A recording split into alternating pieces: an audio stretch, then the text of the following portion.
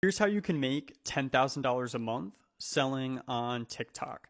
So the first thing that we need to do is find a product to sell. And if you don't have experience finding products, you should try this.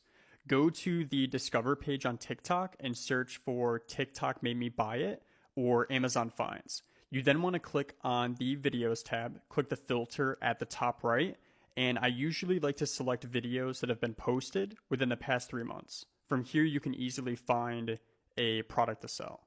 Once you have a product, you want to try and find it on Alibaba.com. You can then place a small bulk order for your product from this website. This is what my first shipment looked like, and this is about $500 of product, but you can place a much smaller bulk order if this is your first time doing this. Once your product comes in, you want to sign up with Shopify.com and start building your online store. It's actually very simple to do, even if you don't have the experience. When it comes time to getting sales, you want to send your product to TikTok influencers. This is the message that I would send them. I highly recommend that you pause this and read it. And if you're curious who Sarah is, that is someone who works for my business.